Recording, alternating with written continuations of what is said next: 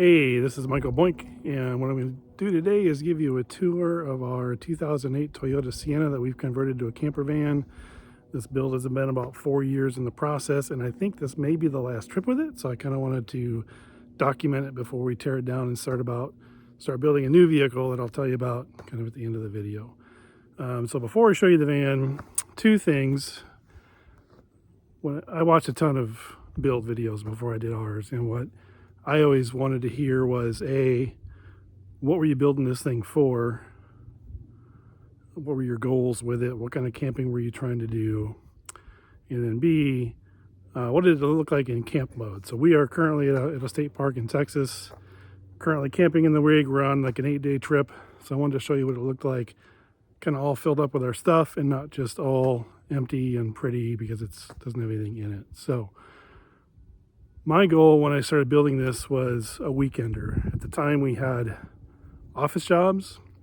We could not get away for more than 3 days at a time. So I just wanted to build something that would sustain us for basically three nights. So at the time, I don't need solar, I don't need a fridge, I don't need all the fancy stuff. I just need a bed and a cooler and a place for some clothes and a place to make meals. So that's where it started. Over time, we've started using it more and more. I got a remote job. We've actually been off on 2-week trips with this thing. So we've kind of modified it out to be able to do longer trips. So those were our initial constraints. Well, the other thing I wanted was to do stealth camping. So at the time I was like, I don't want to pay for camping anymore. We've done that. We've been full-time RVers for 8 years in the past. I just want to be able to stealth camp everywhere. So that was my initial intent. It's one of the reasons I chose the minivan. I thought it would just blend in. What I learned over time is that I don't sleep well if we're in a place that we might get kicked out of. And I haven't had a great history with sleep to begin with. So you add this fear of getting rousted out from a neighborhood parking or from some store parking. If there's just a chance I'm going to get rousted out, I don't sleep well. And so we've kind of gone away from trying to stealth camp and back to paying for campgrounds. I don't mind paying, state park prices, $20-25, if it means I'm going to get a good night's sleep. So the other thing I should mention is that I built this for 2 people, for my wife and I. We are not small people. I'm 6'3" and about 250. She's 5'8". Won't say her weight. So in figuring out the layout of the van, I needed a full-size bed. So we ended up choosing kind of the configuration we did because it prioritized the size of the bed, not so much the size of the kitchen and so forth. So let me flip this around and we will look at the van. Okay, so this is a 2008 Toyota Sienna. I think it's the second generation vans, they call them. They made this style until like 2010 and then updated the design. We've been really happy with this rig. Like I say, I think we bought it 4 years ago. I bought it with 180,000 miles on it. We have about 233,000 on it now. So just from this view, I replaced the headlight lenses because they were getting all cloudy. I know there's restoration kits and stuff out there. In my experience, they don't last. So I just replaced the lenses. I've had to replace like the center caps and the wheels because over time those have fallen out. The other things you can see here are, kind of walk up. I built these custom leveling blocks. That's just 3 layers of 2x6 screwed together, kind of with beveled edges, and then a handle on the end so you can grab them easy. Usually that's enough for us to level up at a campsite. If I need more than that, we'll probably go look for a different site. All right, so on the roof is a 300-watt solar panel and Overland Vehicle Systems 180-degree batwing awning that we do not currently have deployed because it's a little cool and we're enjoying the sun. Those mount to cross rails that I bought from Amazon, just the Amazon Basics brand, I believe. They've got the T-slot bolts in them that let you mount things, easier. I'd initially mounted the solar panel to the factory cross rails. It worked, but it just wasn't as pretty. You can see there's just some L brackets that the awning uses. That's been a really nice addition for when we're camping when it's warmer. To be able to put an awning out and sit under it is really quite nice. All right, so we'll kind of move around. Other things on the outside. So for drying towels, this is a second design that I've done. So it's just a telescopic tent pole with ball bungees around the rack. So these just twist. I can't do it one-handed, but they just twist and collapse. The first thing I tried was electric conduit, like 2 diameters, one inside the other with hitch pins, and it was permanently mounted to the roof rack. It just didn't work as well. This is nice. We deploy it when we need it. When we're done with it, folds down, goes in a little storage pouch and stores in the van. You can see from here I've got a Reflectix plug for the back window. Initially I had made plugs for all of the windows. That was that stealth camping I was talking about. Over time, this is now the only one that we really carry. I think that's about it. Oh, I've got the so the front doors have these door screens you can get off Amazon. They're kind of like pantyhose for your windows, but that lets us get a little more privacy, and also roll the windows down if we want some more air movement. And then like everybody, we put the window deflectors on so we can get some ventilation when it's raining. You can see these are the tape-on kind, and I've had trouble. I just noticed now it's pulling away again. I've had to come back and reseal those edges.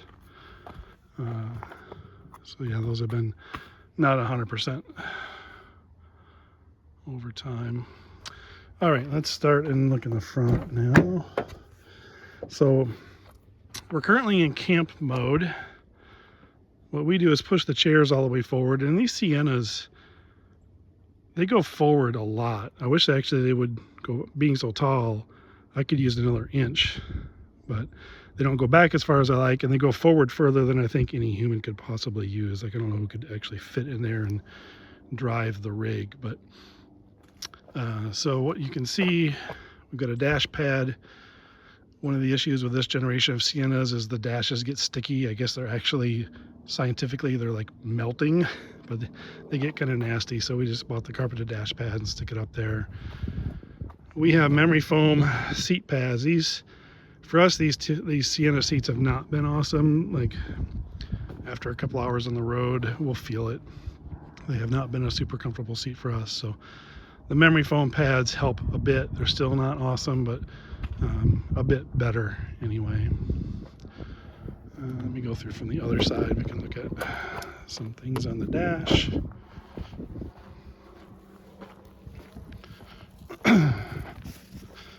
So from the passenger side, same thing, seat pushed all the way forward. I've got 2 mounts up there. We still have a traditional Garmin GPS that we'll often use. That's a mount that just kind of slips into the DVD or the CD slot and tightens up. And then we've got an induction charging iPhone mount there. So oftentimes we'll be running down the road with the GPS for nav, and then using the phone for music, and for just, you know, when passengers get bored and need to play games or whatever, that's what the phone is for. I think that's about it from up here. Yep. All right, so let's look at the second row now.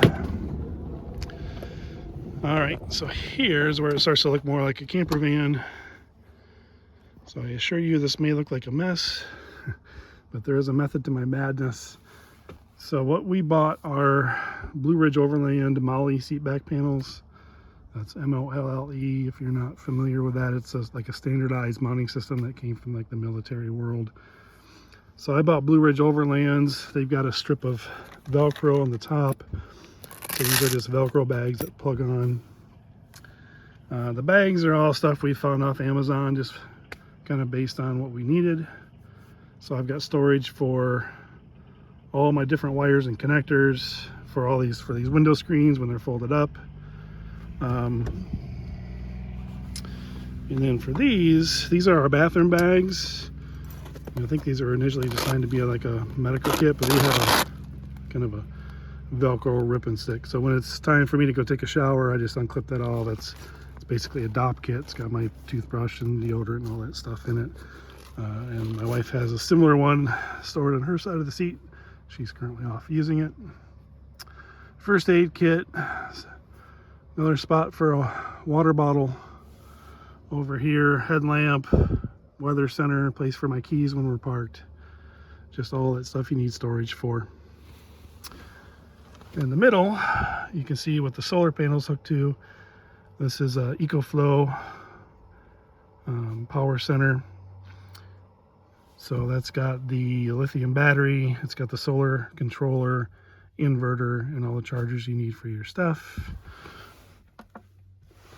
So we're currently sitting at 99% charge, and then at the moment nothing's drawing any power. The fridge kind of kicks in and off on as it draws from the battery. So what I did to mount that was I disassembled the stock console until I had just the base plate. Because on these Siennas, those consoles clip into the floor, so it's got a spring-loaded catch there. When you undo that, it'll pop out, and then I've got the battery sandwiched between pieces of wood with threaded rod just to tighten it down. Those batteries are heavy, and they scare me if they're not secured in some way going down the road. You'd hate to have that loose in an accident. How well this would hold up in an accident, I don't know, but it was about the most secure way I could come up with to mount that. And then the little rubber foot there's some vibration in that, so I just kind of jammed that door stop in there to keep that vibration to a minimum. All right, so that's kind of how we do most of like the small stuff storage. And then the back of the van, the bed platform is basically 3 sections with the front hinged and the back hinged. So I can lift this front, and mainly the reason I liked that design was the hinges are just door hinges, so you can pull the center pin out, and I can pull that whole front section of the bed out.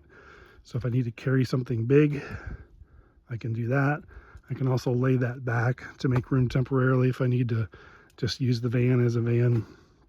I can do that. So that was a design I actually copied from another YouTube channel whose name is long lost to my memory. Let's see, the other thing to point out here, I've got window screens. So that's real thin plywood, like not even 1/4 inch, maybe 3/8 that I cut to fit. Basically just got some really good duct tape and duct taped the screen material in, and then just used angled mounting brackets to mount it into the window. I edged it with like rubber fuel line just to try to fill the gap and seal it off as best I could. And it worked pretty well. Another phone mount back here. For some reason, I've gone through 2 or 3 wires. I can't seem to keep that charging ability working. Kind of given up on it at this point.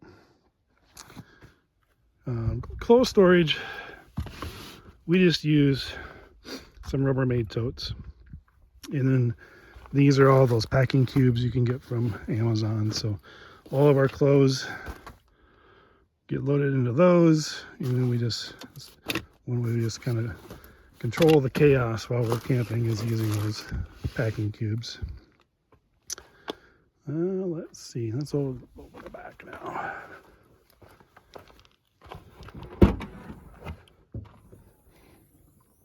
All right, so again, I needed the full length of the bed. So this is, I believe this is a full-size mattress, 48 wide and 72 or 73 long. A standard sheet fits well, so whatever a full-size mattress is, that's what we've got there. I built these little shelves in the back, kind of our street cred or travel cred sticker collection going, but up there rides my CPAP machine, and then just some extra storage for other stuff. Same on the passenger side. That one I actually did block the window out because I don't really use it. I did the same thing over here and then realized how valuable that window is for like when you're pulling out of a parking place looking for traffic and stuff. So I unblocked that window. Back here, these were the original, there were little armrests there with a flip up lid. I just pulled the lids off, so they made little cubbies, so little fan and lantern, other stuff on that side as well. We still use the original cup holders at night to put our water bottles in. All works pretty well.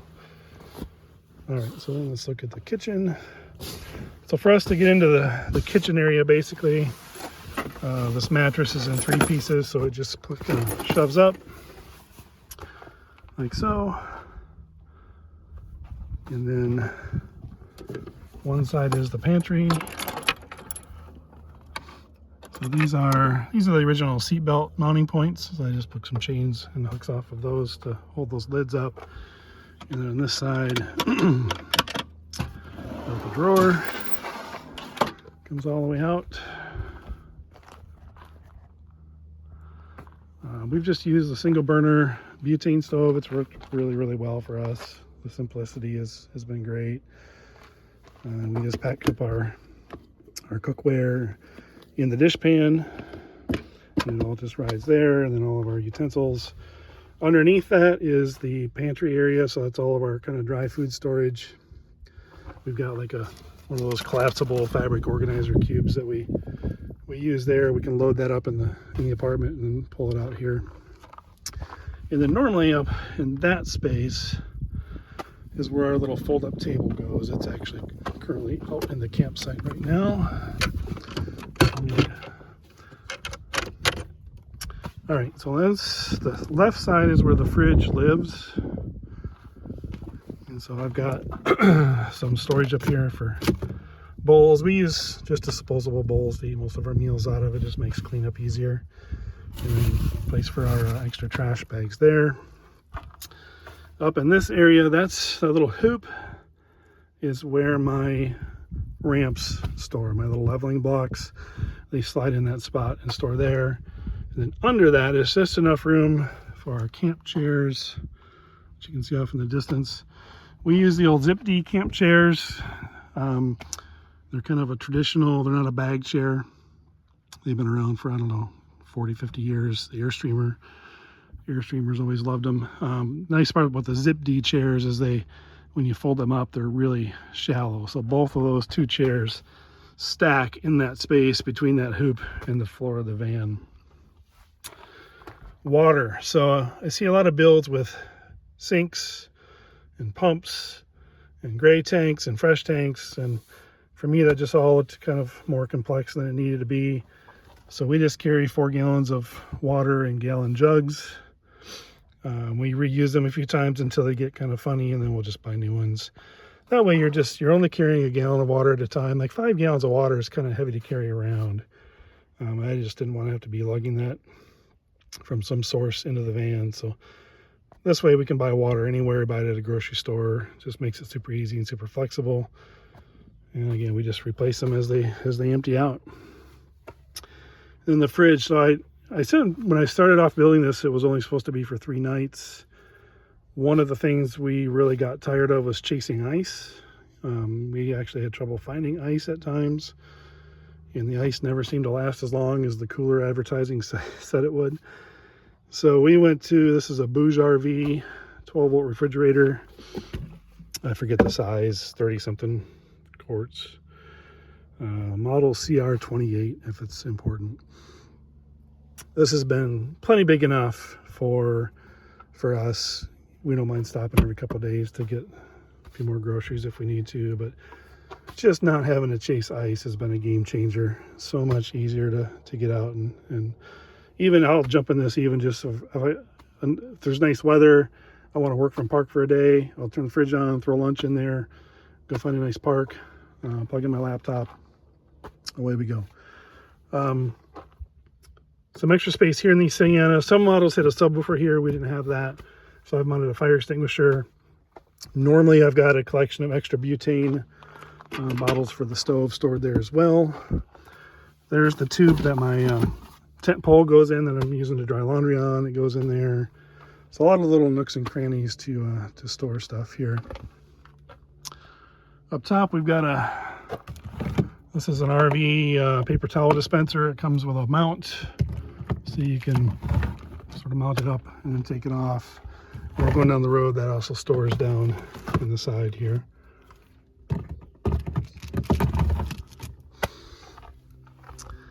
I think that's about it. So we've kind of got this one dialed in, and I recently just bought a 2000 Suburban, and that's kind of our plan for the next rig. And a couple of reasons why we're making the move. One, this thing is getting up there in mileage. I know it's a Toyota and they're known to go for a long time, but it just makes me a little nervous. This is our daily driver still.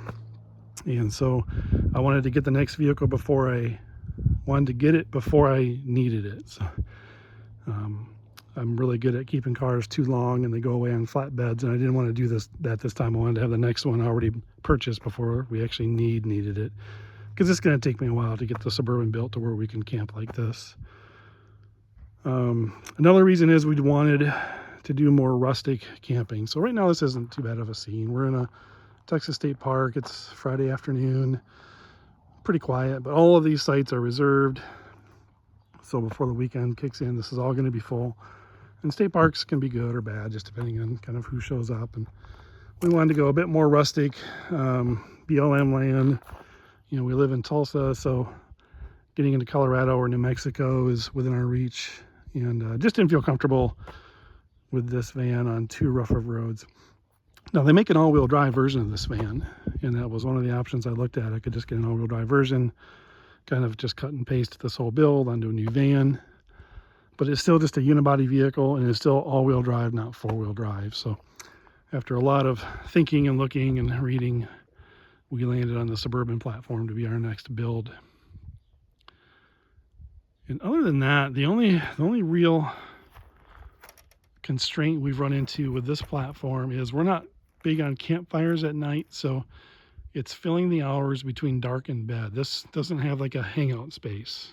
Once you're in camp mode, you've got a bed, and you've only got a bed. So if you want to sit and watch a movie, you've got to go in and move things around and get those seats pulled back again. And we've done that. It's just kind of a hassle. And I'm hoping the Suburban lets us be in camp mode without having to move the front seats around, so that space stays available for just sitting in. Maybe not. Maybe kind of we'll end up in the same place. I'm not sure, but there's hope there anyway. Other things I know I'm going to appreciate about the Suburban is it sits up. We bought a 3/4 ton 4-wheel drive, so it sits up a little higher. This whole setup in the back is a little low for me at 6'3". It's kind of bending over and getting groceries out and so forth. Gets to be a bit of a constraint. Not bad, just one of those things where another 4, 5, 6 inches taller would be a whole lot more comfortable to work at. And yeah, so that is our 2008 Toyota Sienna minivan. Again, we've been kind of perfecting this over 4 years. A lot of the stuff that you've seen is kind of the second or third iteration on how to do something. Really feel like we've got it pretty well dialed in at this point. Honestly, that's one of the reasons for starting a new build, is just to have more puzzles to figure out. Kind of, for some reason, it's not quite as interesting when you've got it all the rough edges smoothed out and there's no more puzzles to solve. But anyway, just wanted to kind of capture this while it was together, while we're in camp mode. You can kind of see how much room you've got to work with once all your stuff and all your bedding is in there. You can kind of see how it all works. So hope you got some ideas out of that. This is just kind of my way of saying thanks for the people that posted their builds so that I could learn, and hopefully we'll pay it forward a little bit. But anyway, from Texas State Park on a beautiful December afternoon, thanks for watching.